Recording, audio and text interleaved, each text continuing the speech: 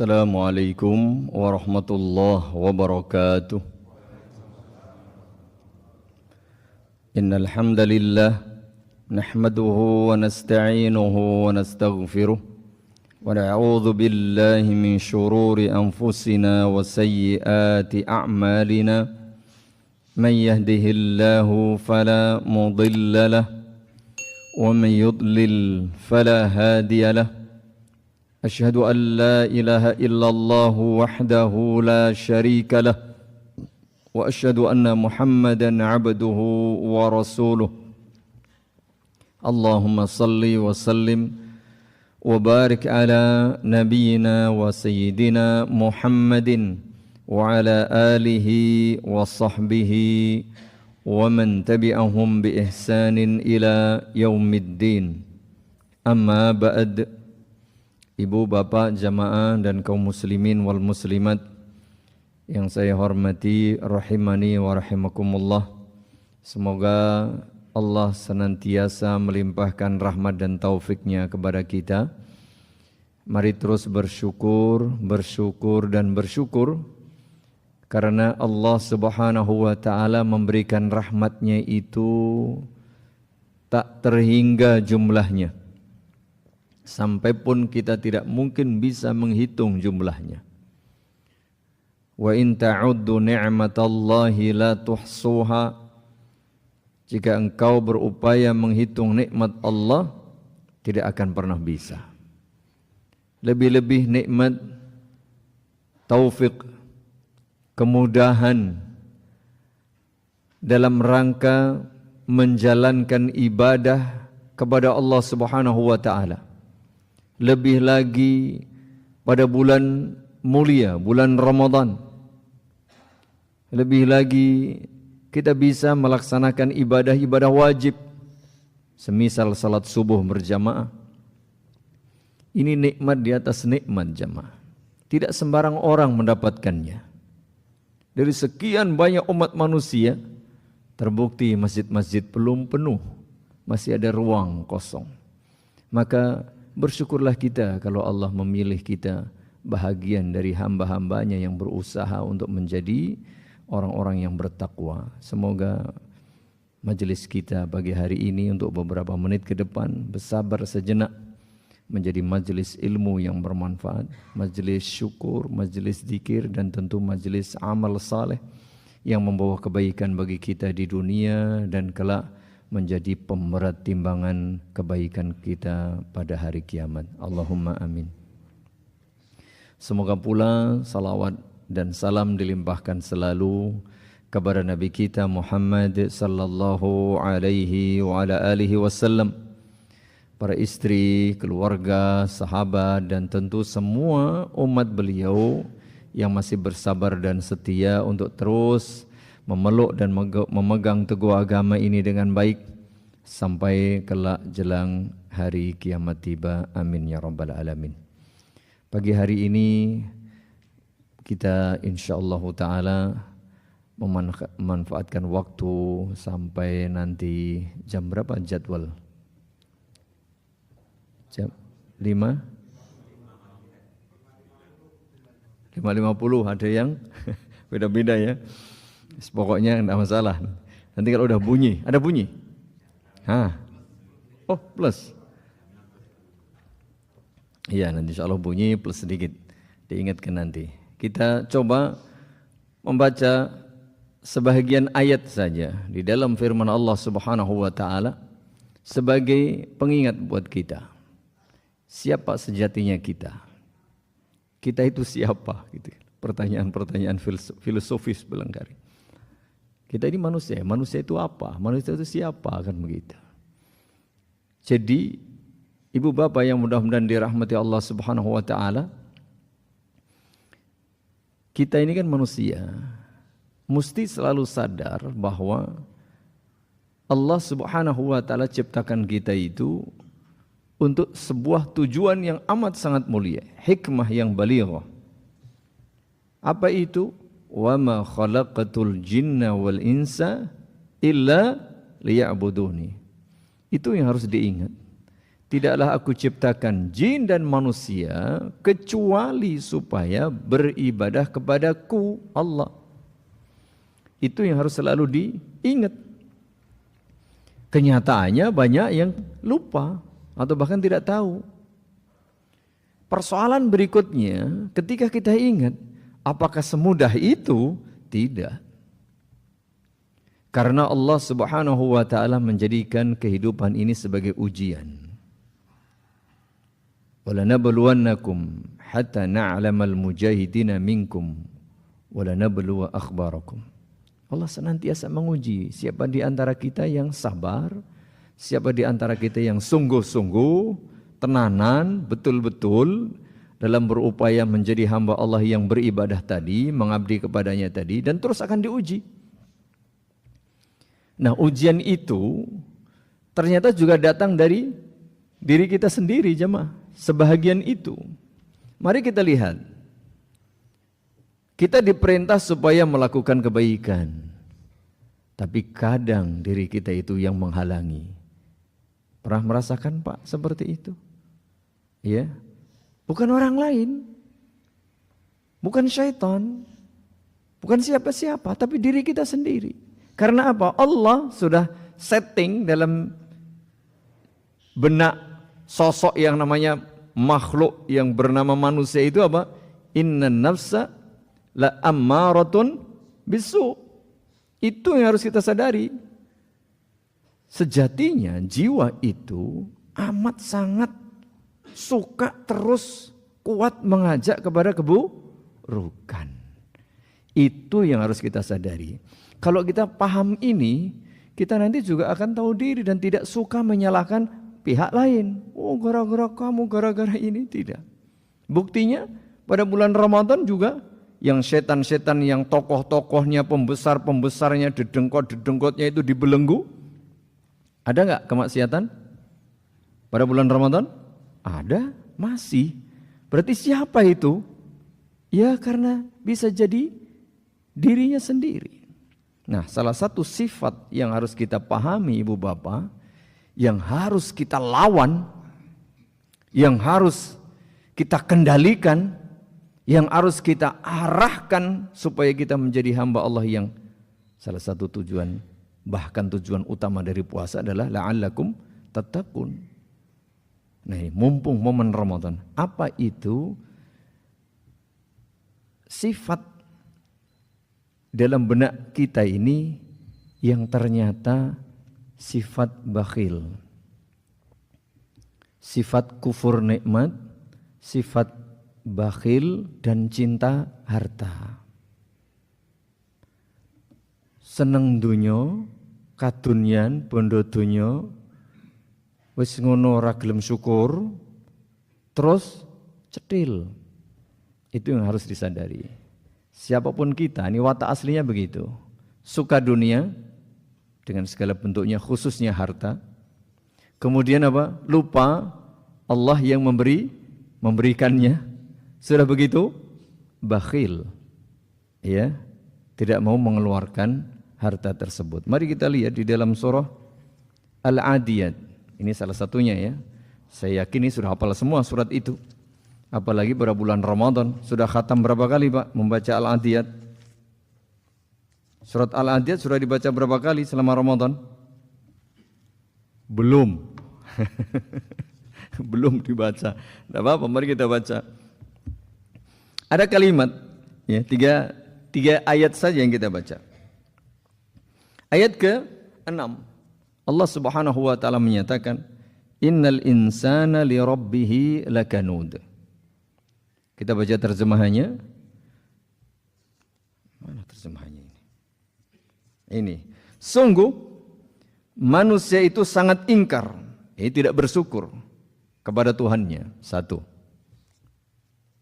Innal insana li rabbih lakanud. Jadi siapapun kita harus tahu diri. Kalau kita sadar sebagai manusia, menungso iki ya ngono kuwi, mesti duwe watak kanud. Ya, sangat ingkar. Dalam ayat yang lain, innal insana ladzalumun kafar. Watak manusia itu sangat zalim dan kafar, ingkar. Salah satunya adalah kufur nikmat. Dan itu nyata kalau kita lihat. Yang pertama. Kedua, ayat berikutnya, wa innahu ala dzalika lasyahid. Dan manusia itu sejatinya sadar kalau dirinya kayak gitu. Kalau dia bertanya kepada hati nuraninya, masih menggunakan hati nuraninya, dia pasti sadar. Persoalannya barangkali banyak orang yang tidak menggunakan hati nuraninya, tapi dikalahkan oleh apa? Nafsu tadi, hawa nafsu, ammaratun bisu. Ini persoalan. Lalu ini yang ketiga, wa innahu lihubbil khairi lasyadid. Ini kalimatnya. Dengan penegasan-penegasan luar biasa yang disebutkan oleh Allah Subhanahu wa taala. Allah Maha tahu, Allah yang membuat kita, yang menciptakan kita, yang men-setting kita. Jadi Allah Maha tahu. So menungso wa innahu lihubbil khairi lasyadid. Wa innahu pakai inna, taukid lagi, penegasan. Lihubbil khairi, ya. Kecintaannya kepada khair. Khair yang dimaksud di sini bukan kebaikan sama, tapi yang dimaksud adalah al-mal. Kecintaannya terhadap harta, materi, dunia, la sungguh lagi tambah syadid. Syadid itu kan ungkapan untuk menunjukkan sesuatu yang sangat keras, sangat berat begitu. Dan itu kalau kita bertanya kepada diri sendiri sepertinya ya, betul ya, hayalah. Siapa yang enggak suka dunia? Siapa yang enggak suka harta? Siapa yang tidak bakhil? Wangel gitu. Siapa yang tidak kufur nikmat? Secara umum begitu. Ini settingan dari Allah Subhanahu wa taala. Lantas apakah kita dibiarkan seperti itu? Ya tidak. Bukankah kita diperintah supaya apa? Beribadah. Nah, salah satu ibadah itu adalah melawan hawa nafsu. Dan itulah jihad. Jihad yang pertama. Sebelum berjihad melawan pihak luar, kita memperbaiki hati, memperbaiki diri. Lalu tema kita pagi hari ini adalah puasa dan kedermawanan. Momen puasa ini luar biasa. Nikmat kanugrahan rahmat dari Allah buat kita. Supaya kita merenung jemaah. Supaya tahu diri. Dan ini adalah solusi. Jadi puasa bukan sekedar formalitas. Menahan. Bukan jemaah. Ada sesuatu yang sangat besar di balik itu. Oleh karenanya. Hikmah terbesar. A'adhamu hikmatin. Ya. Tujuan paling besar min siyami Ramadan, dari ibadah puasa Ramadan, apa itu? At-taqwa. Supaya kita menjadi orang yang bergelar takwa. Ya ayyuhalladzina amanu kutiba alaikumus siyam kama kutiba alal ladzina min qablikum la'allakum tattaqun. Dari sisi mana puasa ini berkait erat dengan kedermawanan? Mari kita lihat. Tadi Allah Subhanahu wa taala membuat settingan kita itu tadi jamaah, kufur nikmat, ya, cinta dunia, dan otomatis bakhil. Berikutnya Allah menghendaki kita itu menjadi hamba-hamba yang bertakwa. Lalu orang-orang yang bertakwa seperti apa? Beberapa sifat yang disebutkan, as-sabirin, yang pertama sabar, was-sadiqin, yang kedua jujur. Perhatikan ini semuanya sifat orang bertakwa yang dengan puasa itu nanti bisa diraih. Sabar, puasa mesti sabar. 2, jujur, puasa harus jujur. 3, qanitin, taat. Puasa itu kesempatan untuk beribadah. Dari subuh sampai subuh lagi, full ibadah, full ketaatan. Kemudian wal munfiqin, nih dia, berinfak. Orang bertakwa itu punya sifat suka berinfak. Dan yang kelima, wal mustaghfirina bil ashar. Suka istighfar pada waktu sahur. Oh iya ya, ini kan semuanya ada pada ibadah puasa. Ada pada bulan Ramadan. Sehingga sebulan Ramadan dari awal sampai akhir itu adalah pelatihan, penggemblengan, ya, apalagi namanya, secara intensif supaya nanti lulus la'allakum tattaqun itu ya menjadi orang yang penyabar, orang yang jujur, orang yang taat, orang yang suka berinfak alias dermawan, dan orang yang suka beristighfar. Tahu diri, sehebat apapun engkau menjadi orang bertakwa, orang sabar, orang saleh, orang hebat. Manusia itu banyak salah, banyak khilaf, banyak dosa, banyak istighfar. Dan ini ada pada sosok teladan umat manusia seluruhnya, wabil khusus umat Islam, yaitu Nabi kita sallallahu alaihi wasallam.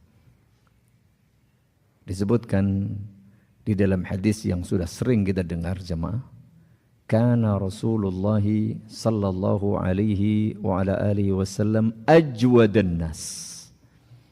Rasulullah itu sosok piantun ingkang paling lomo, sosok manusia yang pernah ada di muka bumi ini yang paling dermawan. Kalimat ini luar biasa. Kapan saja? Ya kapan saja. Dalam kondisi apapun. Lihat nanti sejarah beliau, sirah beliau. Ada hadis, ma su'ila Rasulullah sallallahu alaihi wasallam syai'an qattu faqala la.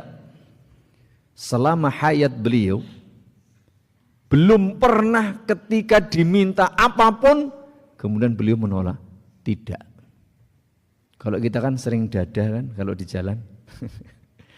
Orang ngamen dada, orang ini dada. Ya gimana lagi, kalau ini kita ya harus kita akui seperti itu. Nabi enggak.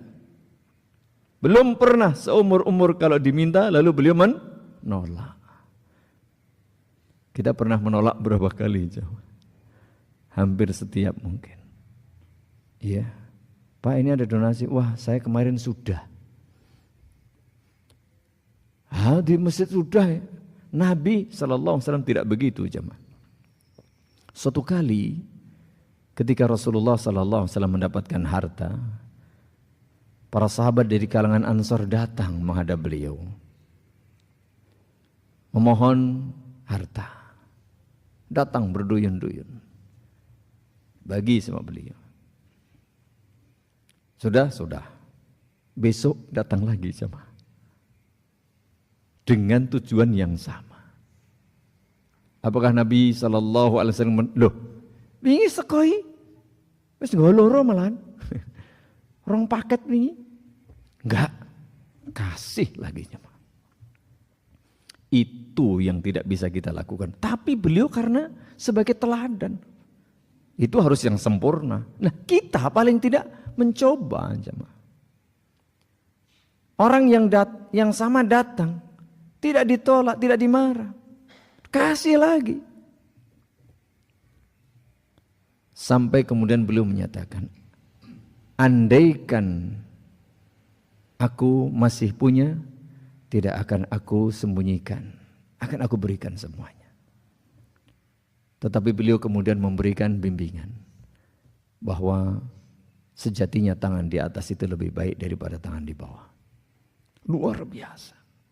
Jadi kadang kita ini beralasan, orang itu jangan hanya diberi hasilnya, kasihlah umpan dan pancingnya biar dia berusaha. Lah saat itu butuh makan, dikasih ilmu, yang enggak kasih makan. Habis itu baru dikasih bimbingan. Kadang kita ini untuk menolak permintaan aja kasih teori, enggak begitu. Ya saatnya orang butuh makan, kasih makan. Ya kalau nunggu dia harus usaha dulu, selak mati jemaah. Tetapi diarahkan, gitulah. Itulah teladan luar biasa. Ini contoh seperti itu. Ini kaitannya dengan harta jemaah. Dan yang lain, Nabi SAW ada ketemu orang di mana butuh, ya Rasulullah, besok ke rumah kami ya berkunjung lihat. Ya siap, besok begini siap. waktu beliau, tenaga beliau, harta beliau, perhatian beliau untuk didermakan fisabilillah, untuk Islam dan kaum muslimin. Ini contoh teladan. Lantas bagaimana dengan kita yang memiliki karakter, watak asli yang seperti tadi jamaah? Ramadan ternyata sebuah paket yang komplit, paket lengkap untuk kita jadikan sebagai pola agar kita menjadi hamba-hamba yang dermawan. Maka ketika kita la'allakum tattaqun disampaikan, sampai apal wis. Kalimat itu sepertinya nggak akan pernah lupa itu ayat. Tapi hasil realnya mana? Sekedar dalil yang dihafal atau dipahami lalu dicoba praktikkan. Jadi mari kita lihat jemaah. Puasa itu sebagai ibadah tersendiri iya. Sebagai ibadah yang besar betul. Sebagai ibadah yang wajib tidak salah, bahkan sebagai salah satu rukun Islam. Tetapi ibadah itu sejatinya bukan sekedar formalitas, apalagi sekedar menggugurkan kewajiban. Seluruh ibadah pasti ada hakikatnya. Kalau kita hayati contohnya, innas salata tanha 'anil fahsya'i wal munkar. Salat itu mencegah pelakunya dari perbuatan keji dan mungkar. Tapi salat yang seperti apa? Kan begitu. Sekedar salat apalagi 7 menit berapa rakaat, Pak? Masih ada enggak itu? Itu rekaman lama atau baru ya? Iya. Lah kalau salatnya kayak gitu bagaimana? Ya kita tidak meremehkan tidak, tapi salat itu kan Nabi sallallahu alaihi wasallam menyatakan sallu kama raaitumuni usolli. Salatlah kalian sebagaimana kalian melihat aku salat. Waktu itu hadis ini disampaikan kepada sahabat bukan kepada kita. Jadi jangan ngeyel, pilih nonton, ora ketemu Nabi. Ini enggak paham tapi ngeyel. Yang disampaikan itu dulu siapa? Sahabat. Akhirnya kita belajar kepada sahabat, dari riwayat sahabat. Begitu pula puasa. Sudahkah dengan penghayatan betul? Karena puasa itu, puasa yang la'allakum tattaqun itu yang man shama ramadhana imanan wahtisaban. Kalimat dalam Al-Baqarah tadi juga sebelumnya ya ayyuhalladzina amanu, beriman. Persoalan yang kita lihat dalam kenyataan, bukankah setiap tahun kita puasa? Ya kan? Bukankah ya negeri kita ini juga mayoritas muslim? Tetapi mari kita lihat hasil bagaimana satu saja ya. Kalau tadi kan sabar, jujur, taat, dermawan. Ini kita lihat dermawan. Bagaimana kedermawanan kita? Sudahkah itu betul-betul menjadi sebuah karakter, menjadi sebuah kebiasaan pribadi kita? Menjadi orang yang dermawan. Dermawan itu satu yang paling tinggi, memberi sebelum diminta. Memberi sebelum diminta. Jadi jangan sampai orang yang memiliki sesuatu yang lebih itu nunggu, harung dijalui, jangan begitu. Ini bukan orang dermawan. Orang dermawan itu suka memberi sebelum diminta, apalagi diminta, dia minta maaf. Oh maaf ya, telat saya. Bukan malah marah-marah. Atau kau marahi apa? Wah gitu. Sidik-sidik proposal, sidik-sidik. Begitu dia. Jadi begitu jamaah. Mari kita lihat. Nah, yang pertama kaitannya dengan dermawan tadi. Bagaimana dengan bulan Ramadan? Ada yang pertama adalah adanya kewajiban membayar zakat fitrah atau zakat fitri. Kewajiban ini berlaku untuk seluruh kaum muslimin yang kaya dan yang miskin. Dan hukumnya wajib. Ya. Setiap kepala atau setiap pribadi harus dikeluarkan zakat fitrinya. Hikmahnya apa jemaah? Bahwa berinfak jangan nunggu sugih. Sebagian orang itu salah prinsip. Salah paham dia. Infak nunggu sugih. Lah kapan sugih? Wong dia enggak pernah merasa sugih kok. Karena apa? Merasa kurang.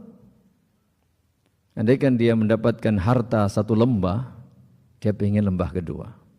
Itu watak manusia begitu. Rakus terhadap harta tadi. Wa innahu lihubbil khairi lasyadid. Jadi dermawan itu tidak mesti berlaku bagi orang yang duitnya banyak. Karena hakikat kekayaan itu jamaah bukan kaya harta. Betul memang punya harta yang banyak itu bagian dari kaya. Tapi bukan itu kekayaan yang sejati. Kekayaan sejati itu kaya hati. Punya prinsip tadi loh. Ora kudu nunggu sugih. Nah kalau prinsipnya seperti itu nanti ketika laporan kekayaan diminimalkan terus. Mobil akeh kok semene harta laporan. Ada enggak model begitu jamaah? Ketika laporan kekayaan apa namanya itu? Pokoknya ini gula. Itu jujur saja yang menjadi petugas ngecek itu real enggak itu? Dugaan saya kok enggak real. Diminimalkan itu mesti. Supaya kelihatan enggak banyak.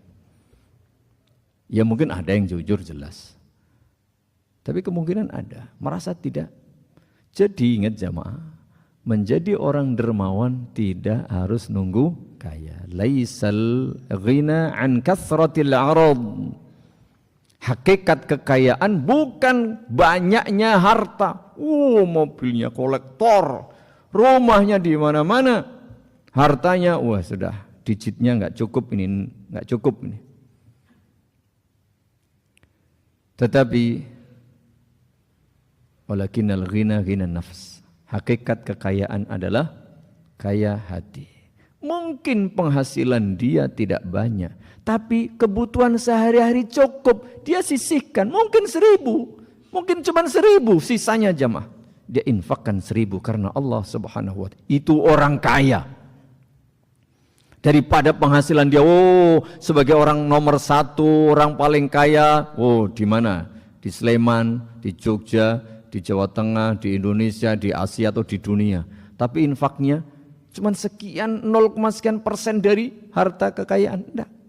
Lihat bagaimana Abu Bakar As-Siddiq radhiyallahu anhu dan Umar Ibnul Khattab radhiyallahu anhu berlomba-lomba untuk apa? Untuk berinfak. Sampai suatu kali ketika Rasulullah sallallahu alaihi wasallam menghasung memotivasi untuk berinfak fisabilillah, Umar membatin, ini kesempatan aku mengalahkan Abu Bakar. Apa artinya jemaah? Di kalangan sahabat itu berbondong-bondong untuk apa? Fastabiqul khairat. Salah satunya dengan harta. Dan itu real seperti itu, dengan jiwa, dengan waktu, semuanya mereka untuk fisabilillah. Apa yang mereka dapat, yang mereka punya, infakkan. Lalu Umar membatin, hari ini aku akan memberikan separuh hartaku. Coba jemaah, kalau jenengan punya duit, pernah jenengan menginfakkan separuh harta jenengan jemaah? Siapa di rekeningnya hari ini masih tersisa saldo 1 miliar, silahkan yang 500 juta transfer. Itu kalau mau mencontoh Umar. Lalu ketika sampai menghadap Nabi, wahai Rasulullah, saya infakkan separuh harta saya. Lillahi ta'ala. Tidak lama kemudian mak jedul Abu Bakar As-Siddiq radhiyallahu anhu. Wahai Rasulullah, saya juga infakkan seluruh harta saya. Sudah. Ya, Umar. Ya. Kalau kita mungkin begini ya. Umar berkata, tidak akan pernah bisa mengalahkan yang namanya Abu Bakar As-Siddiq. Ditanyalah Abu Bakar As-Siddiq radhiyallahu anhu oleh Nabi sallallahu alaihi wasallam, "Loh, Bu, hancur keluargamu, Mbok? Kayak apa?" Untuk keluargaku cukuplah Allah dan Rasulnya. Allahu Akbar jamaah. Tingkat kewalian yang sudah sampai paripurna. Tawakalnya 100%. Cuman kalau yang seperti Abu Bakar sepertinya berat ya. Tapi itu bisa. Boleh. Ketika seseorang tawakalnya sudah 100% boleh. Tapi yang tidak ya seperti Umar deh. Gak usah seperti Umar deh. Ya, kita ini cuman berapa? Kalau zakat yang wajib 2,5%.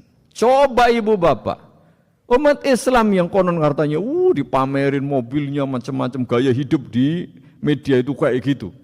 Kalau kulineran coba jamaah Ramadan ini konon katanya atau tahun-tahun ini konon katanya ekonomi lesu, banyak yang begini begitu. Tapi nyatanya kalau waktu maghrib berbuka itu di tempat-tempat kuliner macet tuh. Penuh. Iya. Berarti kan banyak orang punya duit. Coba kalau itu kemudian diinfakkan mumpung di bulan Ramadan. Bulan yang penuh dengan keberkahan. Ini contoh jamaah bahwa Ramadan membuat kita belajar. Tadi disebutkan, ini belum Nabi, kalau Nabi nggak usah ditanya lagi ya. Lalu kata Abdullah ibnu Abbas, wa kana ajwadu ma yakunu fi Ramadan. Nah ini dia ada kalimat lagi. Dan kedermawanan Nabi SAW itu mencapai puncaknya jauh lebih dermawan dari hari-hari biasa. Itu kapan? Pada bulan Ramadan. Nah ini dia poinnya di sini. Jadi kalau bulan Ramadan itu enggak ada penambahan, ya itu aneh.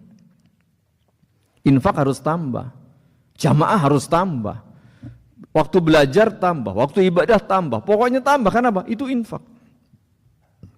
Pak saya itu juga belum bayar SPP, belum ini, ya nggak apa-apa. Infakkan tenaga penjenengan untuk jadi apa? Untuk jadi volunteer, untuk jadi panitia yang tidak dibayar, ngurusi sholat taraweh, ngurusi takjil, ngurusi nanti i'tikaf, ngurusi zakat, ngurusi macam-macam. Infakkan apa? Tenaga dan waktu. Jadi jangan iren. Ayo berbondong-bondong meraih keberkahan. Bulan Ramadan disebut syahrun mubarak. Allah siapkan nih, cuci gudang lah, bebas ambil. Tapi harus usaha. Dan semua orang diberi kesempatan, tidak harus yang kaya. Ya kalau kebaikan ini hanya bagi yang kaya, infak hanya bagi yang kaya, bagaimana kita? Bahkan ketika sebagian sahabat yang fakir miskin mengadu kepada Nabi, wahai Rasulullah, itu orang-orang kaya punya kelebihan ya Rasulullah, mereka bisa berzakat, berinfak, bersedekah, berjihad, berhaji, berumrah. Lah kami, apa kata Nabi? Bukankah Allah telah membuat bagi kalian itu yang bisa kalian sedekahkan, kalian infakkan? Banyak zikir. Sudah diingatkan Ustaz. Berapa menit lagi Pak? Oke, 10 menit lagi. Jadi kesempatan emas ini jamaah, mumpung bulan Ramadan. Kesempatan kita. Dan salah satu zikir itu apa ya? Menghadiri majelis taklim. Bukankah pada bulan Ramadan itu full? Subuh, setiap habis subuh ada. Sore sebelum maghrib ada. Isya setelah isya ada. Belum lagi nanti ya ada pengajian online, ada kursus, ada ini macam-macam. Kesempatan untuk belajar. Dan belajar itu zikir. Bukankah majelis ilmu itu majelis zikir? Ya memang begitulah, melatih selama sebulan ini untuk apa? Full ibadah tadi. Begitu jamaah, ini berkaitan dengan bagaimana Ramadan itu mengajari kita, melatih kita menjadi pribadi yang dermawan. Termasuk buat kita sendiri saja deh, bukan harta. Kalau tadi ada zakat iya. Ada yang lain, man fattara shaiman, barang siapa memberi buka, menyiapkan menu buka bagi orang yang berpuasa saat berbuka, kana lahum, dia akan mendapatkan mislu ajris shaim, pahala orang yang berpuasa. Memberi buka tidak harus satu paket lengkap yang harganya mungkin sekian belas ribu atau sekian puluh ribu yang mahal. Tidak. Mungkin memberi satu korma, satu kue, ya, air putih atau apa. Urunan sudah. Atau kasih aja taruh di sini, nanti dimakan. Tidak ada masalah jemaah. Itu kalau harta. Yang lain tadi, infakkan buat diri kita sendiri. Ayo kita subuh, sahur kita makan sahur. Kita istighfar, kita salat subuh, iya, kita pengajian, kita sejenak bersabar sampai mungkin dari waktu terbit. Kemudian nanti salat duhanya, mungkin baca Al-Qur'annya, menyisihkan waktu itu dermawan buat diri kita. Kalaupun tidak bisa dermawan buat orang, membantu tadi sesama. Iya, apa yang bisa saya bantu, Bu? Saya bantu, Pak. Ini urusi itu. Kalau memang tidak punya, belajar ini. Nanti sholat wajib lagi, sholat malam lagi, termasuk tadarus Al-Quran. Kalaupun tidak bisa memberi manfaat kepada orang lain, berilah manfaat buat diri sendiri. Belajar dari situ. Jadi jamaah, belum lagi buahnya ya. Kesempatan beribadah pada bulan Ramadan. Baik dengan waktu, dengan tenaga, dengan harta dan ilmunya. Belajar. Ada Nabi SAW itu setiap malam Ramadan dikunjungi malaikat Jibril. Ngapain? Ngobrol, curhat-curhatan, ngopi-ngopi? Enggak. Mudarasatul Quran, tadarusul Quran. Belajar. Belajar, ngecek lagi bacaannya, hafalannya, dan isinya itu yang paling penting. Jangan hanya ngejar khatam, saya nggak khatam 10 kali atau berapa kali. Ya bagus itu, tetapi isinya, karena tadarus itu bukan sekedar membaca. Kata darasa itu memang salah satu artinya qara'a. Tapi lebih daripada itu adalah ya tafaqqaha, memahami. Itu yang penting. Untuk apa kita khotam, tapi kemudian hal-hal seperti ini tidak kita ambil faedahnya. Setelah selesai masih pelit lagi, tidak mau bersyukur. Karena tadi kufur nikmat jemaah. Kufur nikmat itu ya bakhil pasti. Buahnya bakhil. Tapi kalau syukur nikmat, buahnya apa? Dermawan pasti. Karena dia sadar bahwa itu hanya titipan. Dia ambil secukupnya, yang lain untuk fisabilillah. Jadi begitu ibu bapak, bahwa puasa dan kedermawanan satu hal yang tidak bisa dipisahkan. Mengapa? Karena tadi bahwa puasa itu satu ibadah yang diwajibkan. Kutiba alaikumusiyam kama kutiba alal ladzina min qablikum la'allakum tattaqun. Takwa itu salah satu sifat karakter adalah al-munfiqin.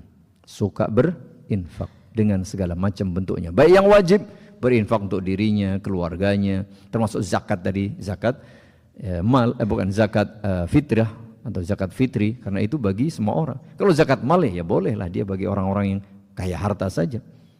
Tapi saya ingin menyampaikan bahwa berinfak itu, bersyukur itu, dermawan itu tidak harus nunggu kaya. Siapapun kita bisa berderma dengan semua yang kita punya, dengan segala macam variasi, ragam dan bentuknya. Begitu ibu bapak jamaah yang mudah-mudahan dirahmati Allah Subhanahu wa taala, berkaitan dengan sedikit mengingatkan buat diri saya sendiri bahwa kita ini manusia, buat ibu bapak semuanya dan kaum muslimin bahwa kita ini makhluk yang diberi karakter tadi, innal insana li rabbih lakanud. Maka mari kita dengan puasa itu kita berjihad mengendalikan kekufuran nikmat kita agar menjadi hamba Allah yang bersyukur, hamba Allah yang dermawan. Kemudian juga kita berupaya untuk menjadi hamba Allah yang betul-betul menjadikan puasa ini bukan sekedar menggugurkan kewajiban, tapi sebagai wahana, sebagai momen untuk meraih derajat takwa. Bukan sekedar propaganda atau semboyan saja, tapi mari coba. Jika umat Islam yang sekian banyak tadi di negeri ini itu berupaya untuk meraih gelar takwa, tentu dengan kadar dan kualitas yang berbeda, tidak bisa disamakan. Walau anna ahlal qura amanu wa taqaw la fatahna alaihim barakatin minas sama'i wal ard. Andaikan penduduk negeri-negeri itu beriman dan bertakwa, Allah buka keberkahan langit dan bumi. Hari ini kita merasakan beragam bencana, musibah dan ujian yang menimpa sebagian saudara kita di beberapa tempat. Jadi aneh-aneh jemaah, ada itu tanah yang ambles itu apa namanya itu? Apanya ambles itu? Nah itulah bolong ambles gitu. Ada yang bergerak, ada yang gempa, ada yang longsor, ada yang banjir. Ya jangan salahkan siapa-siapa, meskipun memang ada sebab. Ya, kerusakan itu karena ulah manusia. Nah mari, momen Ramadan introspeksi. Agar kita berupaya menjadi hamba-hamba yang bertakwa. Salah satunya tadi, menjadi dermawan. Dermawan buat diri sendiri, dermawan dengan waktu, dengan tenaga, mungkin yang lain dengan ilmu, bahkan harta, sekecil apapun. Mari kita berbagi, karena khairun nasi anfa'uhum linnas. Kata memberi manfaat itulah dermawan dengan segala bentuknya, waktunya, tenaganya, ilmunya, hartanya, kekuasaannya, pengaruhnya, ketokohannya. Gunakan itu, jangan untuk pribadi saja. Itu dia, dan inilah salah satu hikmah puasa yang luar biasa. Yang lain-lain terlampau banyak, dan itu nanti masuk dalam satu paket yang namanya kelulusan gelarnya takwa.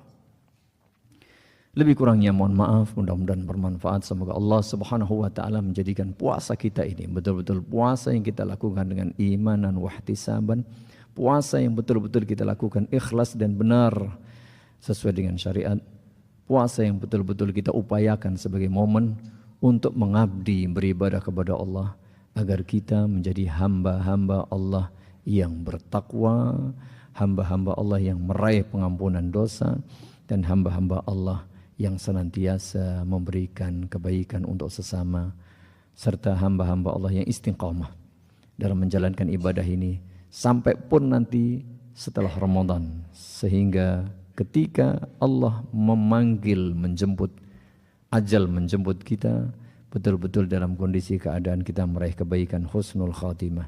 Allahumma amin. Begitu, billahi taufik wal hidayah. Subhanakallahumma wa bihamdik, asyhadu an la ilaha illa anta astaghfiruka wa atubu ilaik. Assalamualaikum warahmatullahi wabarakatuh.